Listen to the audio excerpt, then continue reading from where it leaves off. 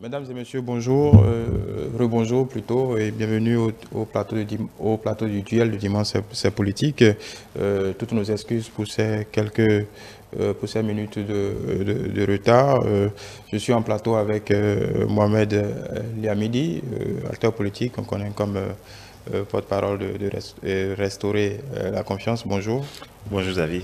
Voilà, le débatteur d'en face nous a fait défaut. Ce qui est sûr, nous allons revenir sur les sujets qui devaient être débattus rapidement avec vous, puisque vous avez pris au moins la peine d'honorer notre invitation. Alors, le premier sujet, c'était cette bisbille entre candidats Zanaï.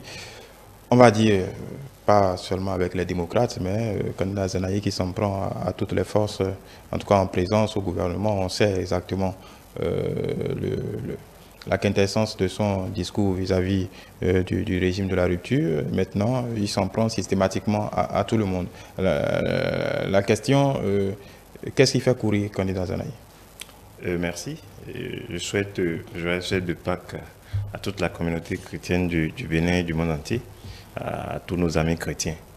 Bon, je dois rappeler que je ne suis pas là au titre de porte-parole de RNC, beaucoup plus en tant qu'acteur politique et analyste de la vie politique.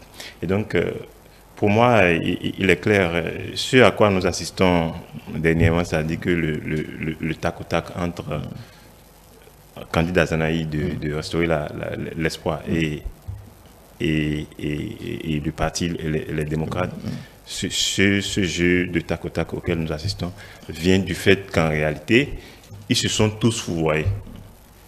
Et restaurer l'espoir de candidat Zanaï et les démocrates, ils se sont tous fourvoyés déjà dans le fait de ne pas trouver au moment où il le fallait qu'il n'y a pas de solution. Tant qu'on est en démocratie, tout problème en démocratie trouve sa solution dans les urnes. Et donc le fait pour eux d'adopter cette posture qui consiste à décrédibiliser le système électoral, c'est ça qui les a conduits aujourd'hui à ce à quoi nous assistons.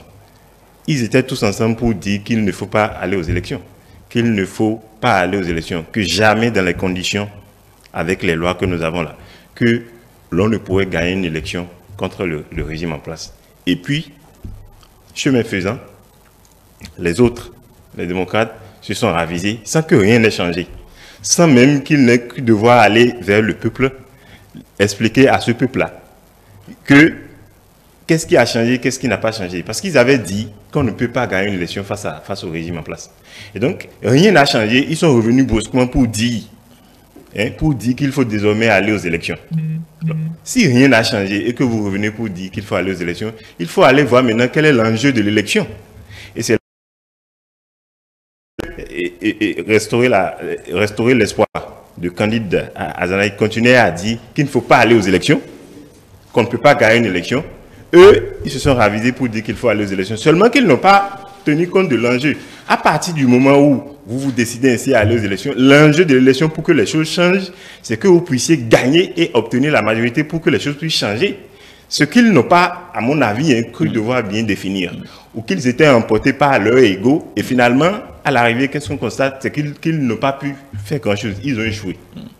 Et donc, la situation étant ainsi, l'autre qui a dit qu'il ne faut pas aller aux élections, les autres qui se sont ravisés pour dire qu'il faut aller aux élections, mais qui n'ont pas su tenir compte de l'enjeu pour mieux définir, pour mieux se préparer et rassembler les forces de l'opposition en un grand groupe pour pouvoir faire face au groupe de la mouvance et réaliser ce que j'appelle une majorité alternative.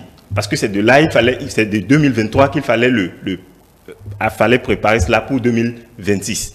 Et ils n'ont pas pu le faire. Au finish, ils s'en sortent avec 28 députés, ce qu'ils appellent victoire, qui en réalité n'en est pas une, parce que les 28 députés ne leur serviraient à rien.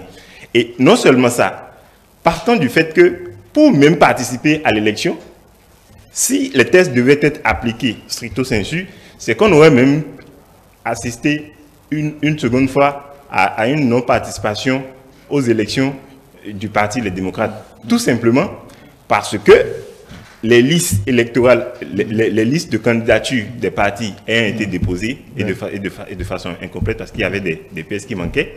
La Sénat ayant fait... Sans vouloir vous couper, on va faire un tour à la régie rapidement et on revient. D'accord.